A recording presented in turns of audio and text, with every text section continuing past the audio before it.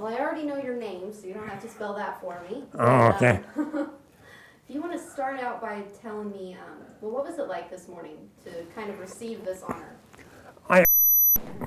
Do I move around? Yeah, that's fine. Just look at me. You don't have to look at that. Oh, okay. And, you can just put that, next to you. You don't have to worry about that back here. Well, my impression was, I thought I could sort of modestly slip into the background, but it developed that this is an event, and actually it's an international event because it's a French award. And I think in all modesty that I've tried to stress several times is that there are thousands upon thousands of people who are just as eligible as I am. And particularly, I'd like to stress the fact of an Indian who died in Cass Lake. That was, we were in the same outfit, the same company, the same platoon, not the same squad. And he was wounded the same day, exactly the same day that I was, and was in the same hospital. And I think it's important to mention him because he's Indian, and because there should be some mention of the contributions that the Indian people have made to the armed services in the service of the United States. And he was a very likable and a good soldier, very good soldier. And I guess that's that. There's been quite a few Native Americans on Red Lake Reservation and Leech Lake. Oh yeah, sure, right, yeah. How important do you think it was, not just for you to win this award, but to kind of recognize the contribution of World War II vets a day before Independence Day? I think it's extremely important to recognize the veterans, not the individuals, but the veterans themselves. I believe that it's a kind of a disservice to the veterans to talk about warriors and heroes and so on. Mostly veterans are young people in good condition with stamina, and they are in the service. They took an oath of office, and they are in fact doing their duty to serve and protect the Constitution of the United States of America. And I think that the young people of any generation do not necessarily question what or why they are doing something. They rely on their elders, as they have done for 40,000 years, to say what is correct and proper. So I think indeed that is a recognition of all those people that were in fact doing their duty, doing public service. Is that sufficient? Yeah. So you entered the Army is it the Army that you were in? Oh yes. I was in the United States Army Infantry, and it's important to mention infantry. And within that grouping of the Army, the infantry, there's about, as I understand it, 1,000 men supporting one man that is on the line, for example, which is to say under fire, and that of those 999 of them do not have the casualty rate that the people that are exactly on that particular line, the combat line, and so I think that in a real sense, any award for any purpose for the veterans is important to recognize that though that casualty rate was so high. I think most of the casualties in World War II in the infantry, and there was more in the infantry than any other unit, were all on that exact front line that was following the withdrawal of the Germans to their homeland. So you entered the Army in 1942, is that right? 43. 43. Yeah. And what made you sign up? Did you just go and decide to sign up, or what? I volunteered for the paratroopers, and they didn't take people with glasses, so I was in effect a reject from the paratroopers, and we were sent to for Army basic training, and then I was a replacement in the 28th Division in Florida. At the time, they were taking assault training with nets and boats and landing gear and all. So what was it like setting foot in France? Beg pardon? How long after did you finally set foot in France? Well, I was You were I was in Wales and England probably for around a year, more or less. We were a very high trained division. We had mountain training and we had assault training and we had regular infantry training, and they always made us walk. And our goal always in any training exercise was to end up always with a 50-mile hike. So those individuals of us were in good physical shape, and we could withstand the trauma, the physical trauma at any rate of combat. And I think combat itself is a very grueling experience, a frightening experience, of course. And I think that what it does, in effect, it stresses the individual completely. You know, when you're terror-stricken, but the important thing is to get up and go ahead and keep on going. Not everybody did, but almost, I'd say 99% of the people in the infantry did. And the people that actually were in combat, in that particular phase of the war, were either wounded or killed, or in fact so stressed out that they couldn't continue, so that's indeed where most all of the casualties occurred, because of the policy of the Army at that time was to replace man to man, which is to say somebody is killed, wounded, or not there, and they put another person in there. They keep the unit in place until it is so decimated that they have to take the entire unit out and replenish the supplies and for that particular unit and give them a good meal. So that's kind of once you entered France, or was it still, kind of as grueling in England, or was that kind of just? Well, our training we trained quite intensively in England, but in my particular division, the 28th Division, we were in reserve for the first wave of the invasion. And I should say something about a unit that is in reserve. If in the first wave, if it is not successful, they must have some good trained division that can get in on the second wave and reestablish the beachhead. Fortunately, I think in Normandy, the first wave was successful, and so the reserve units did not have to be committed. So we were committed weeks later, and just before a objective that was a town called St. Lo, a town which, by the way, had been bombed almost completely out of existence. So what was it like seeing France in that condition? I mean, when most people think of France, they think of the Eiffel Tower, beautiful structures, but I'm guessing you saw it in a much different time period. Well, actually, my division was the division that marched through Paris, and we marched through the Champs-Élysées, down the Champs-Élysées in a battalion formation, and that's where the sort of historical picture was taken of my division. The next day we were gone, and we were back hiking, I must say. We're infantry after all. So how long after you were there were you injured?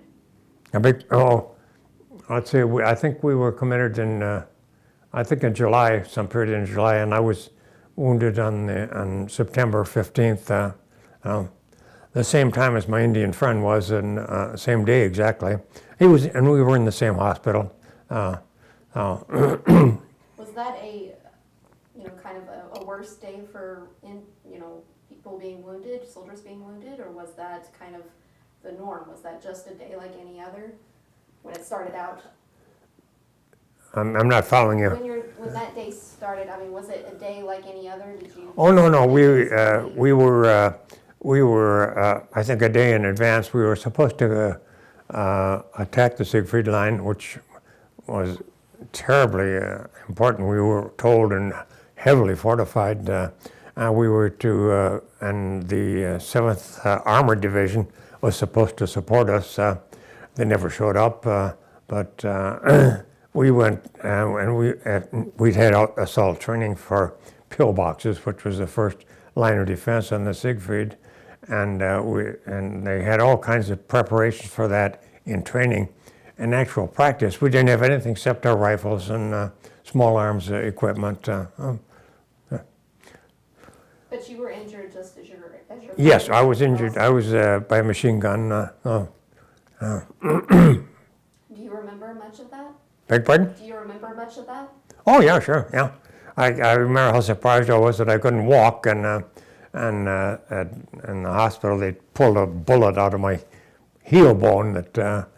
So I couldn't. That's why I couldn't walk on that particular leg. I was supported out by Bob. What was his last name? He was the squad commander. He and I were together, and he had a bazooka, and I had my rifle. And when we were counterattacking. We heard the bullets flying overhead. You can hear a little snap when they go over your head. And so we got down, and the Germans, there was a machine gun up on and a sort of a knocked out tank up by one of the pillboxes, and the bullets were going overhead. As long as they go overhead, usually there's no problem because it's going overhead, and if it is a machine gun, the machine gun raises, and so you're in good shape. But apparently they had a rest there so they could bring it back down, and I guess it went across me and missed him entirely. Yeah. So I can't imagine what it would be like to have bullets whizzing past your head. How do you deal with that when you're in that situation?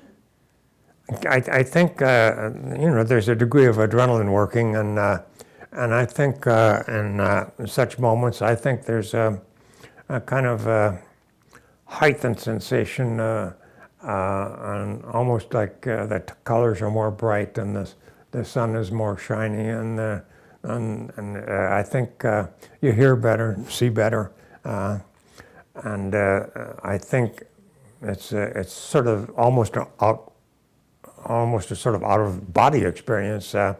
And it's almost, I want to say a dreamlike state, but that's not quite it. But it's not your normal state, certainly. Yeah.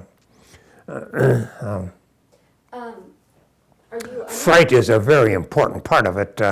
You're deadly afraid, of course, and I think fright occurs under many circumstances, and it's not fright itself that is the problem. The problem is how people react to fright. Do they keep on going or not keep on going?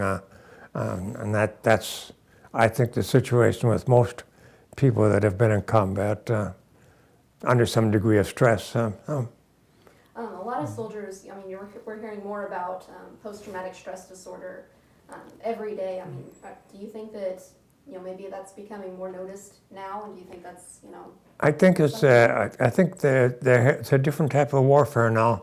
I think it's a warfare that is geared more towards patrols and excursions and a goal objective, and then the troops are returned to base. And we didn't have that situation at all. Ours, you would draw a line and you occupied the territory. If you didn't occupy the territory, you didn't win. And I think that was also true in the Korean War, but I think starting with the Vietnam Wars, when this patrol type of warfare developed. So Have you had the chance to speak with, I mean, I assume lots of veterans coming back from Iraq and Afghanistan. Do you ever get the chance to kind of talk to them about your experience, or do they? sometimes, occasionally, I belong to 4 veterans organizations, and I mostly go to the American Legion one because I started there somehow. That's the oldest one also. And sometimes some of the Vietnam people are there, and I guess gradually the Afghanistan, Iraqi people are starting to join up, so to speak. But I think they were under a completely different type of tension than in my, I was going to say my war, but the war that I was a participant in. So it's a little bit different then. It's not kind Quite of. a bit different, actually. Yeah. I think our stress was continual, and I think now the stress is on occasion. I think I don't know which is worse. If you sort of go on a patrol and you're stressed out and you come back to your base, and then you know you have to go out on another patrol, that's an additional type of stress that we weren't under. We were under continuous stress. We were used to sort of it and knew how we were going to react to it. So when you were in the hospital, how long were you in the hospital? Oh, I was in, I really can't tell you. It was, since there were degrees of where they would put a person who was wounded, and I think the flesh wounds, they would put them in quarters or hospitals in France. If there was a bone injury, it went to England. If it was a multiple bone injury or a serious bone injury, was back to what they call the zone of the interior of the United States. And so mine was in England. And for my purposes, after the medics had dealt with the wounds themselves, and the healing process starts, it was fun. It was so nice to be out of combat, and it was so nice to have clean beds, and at some point when you're sufficiently recovered, you can go to town on passes and drink beer and pretend that nothing ever happened. So where were you in the hospital at? Was that? And I was in a town called Yeovil in England, and the hospital was 121st headquarters unit. I don't know beyond that. I remember that 121st hospital unit, but I don't know what they were attached to. So your friend from, I'm gonna move this real fast. Your friend from Cass Lake, did you know him in the hospital also? You said you served there together and you were both injured. Yes, I went to visit him there. We were not friends. We were in the same outfit, and there's a kind of a kinship develops, I think, with people that are in the same outfit or have the same experiences. Not necessarily that they are friends or have the same culture, even the same language, but that their association, there is a degree of closeness and concern for the other individual. So, and he was a good man, a good soldier. Never complained about anything within my period of time. Did you, when you both moved back here, did you have a relationship with him once? No, and I deeply regret that because I knew where he was, but I think he also would have had a deep regret because he knew where I was too, and we just never did get together for some reason or other. I suppose the commitments that we made to family or careers or whatever we were involved in, and I think we both intended to get together and just somehow never did, except in his last days when he went from the hospital in Cass Lake to the hospital at Fort Snelling, California, the Twin Cities. So you saw him there? Beg pardon? You went and saw him there then? I went and see him at his bedside, yes, the last and only person, I guess, that was there at the time. And I felt very I don't know what the word is, pleased, a little more than pleased, that he would want to see me before he left and made his last trip, so to speak. So how was it for you to get to kind of go and see him, that one last time? Very touching, and very, very, it makes you think considerably about war. I think it's a mistake to think that the people that are involved in it are warmongers. For example, I think many of the people are anti-war, but they are participating because it's their duty and because it's their public service, and they are good citizens, and so as a citizen they can participate. And in my division, for example, I know that there were people in the medical detachment that were completely opposed to war and to bear guns and to shoot, and so they requested to be in the medical detachment so that they could do their part helping others. Especially at that time, though, there was a Yes. pretty big sense of patriotism, though. Yes, certainly, yeah. So is that why, many people... Well, patriotism is overblown, I think, for young people. I think young people do it out of a sense of duty. Can you tell me, when you got back, you didn't really stop serving your country. You went to school to be a teacher. Is that right? Or you? Well, actually, I went to Mexico, and I went to school in Mexico, and then I worked for a branch of the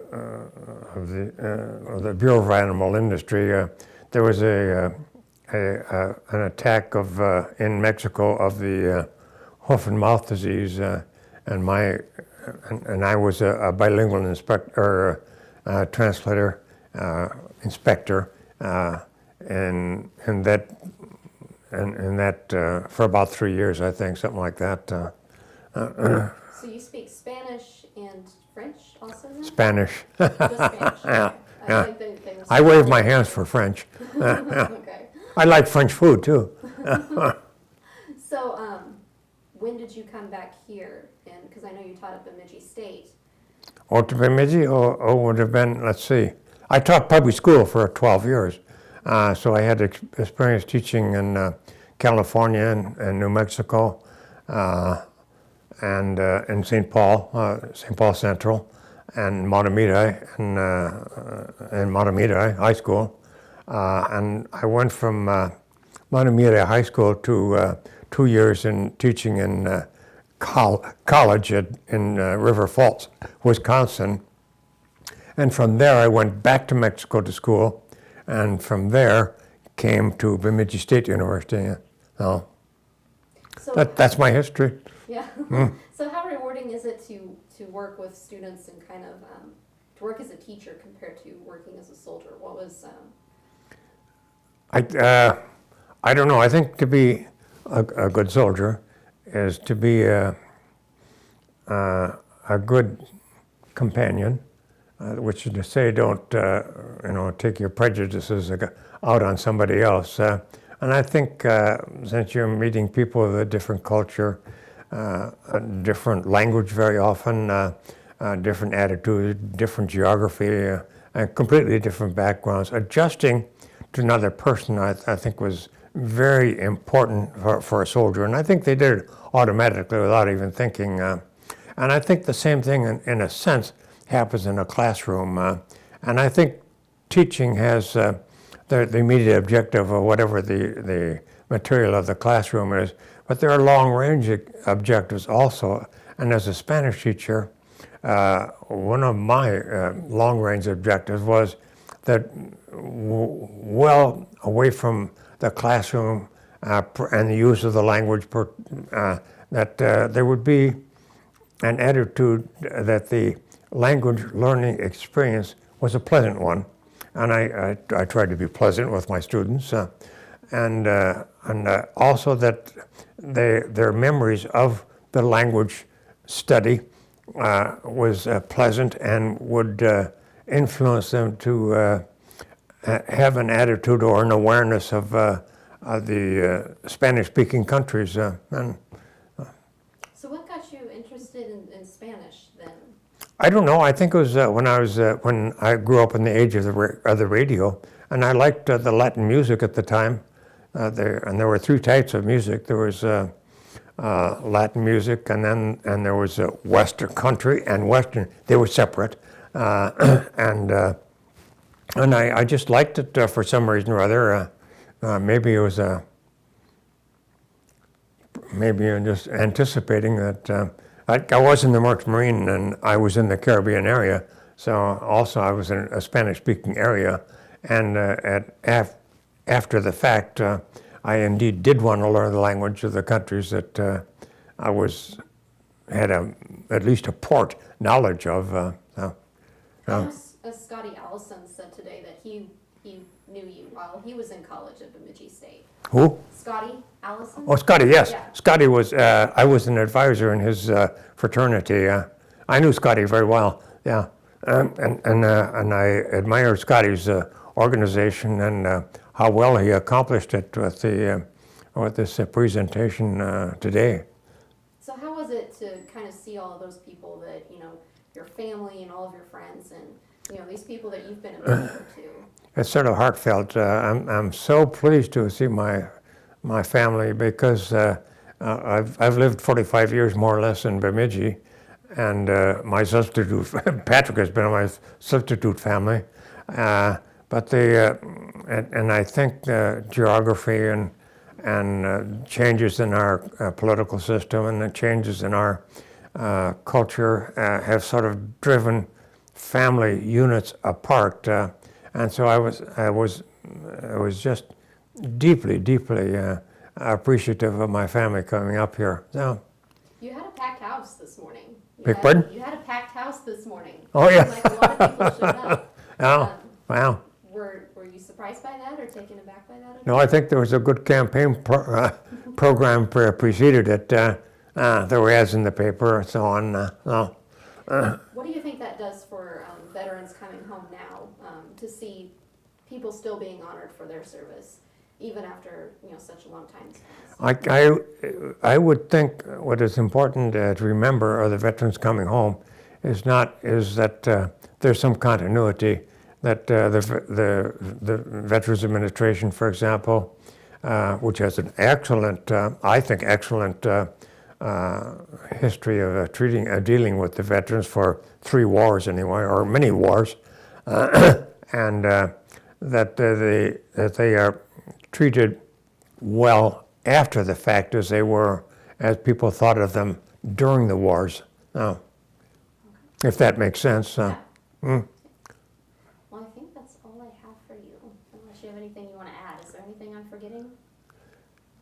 Just maybe to restate that idea that the people that are actively involved in warfare, that they are doing it for some noble cause. I think they sort of set that aside and do it because it is their duty and obligation and what they promised to do. And I think the people that do that, and also the people that participate in volunteer service or elective service or appointed service, I think they all do things out of a sense of duty or obligation or feeling of volunteer service. I would suspect that there's no country in the world has a high degree as the United States of volunteers that do the operations of the United States itself. Without the volunteers, our taxes would go sky high, for one thing. But it's a good feeling that the citizens of this country do participate, each in his own way.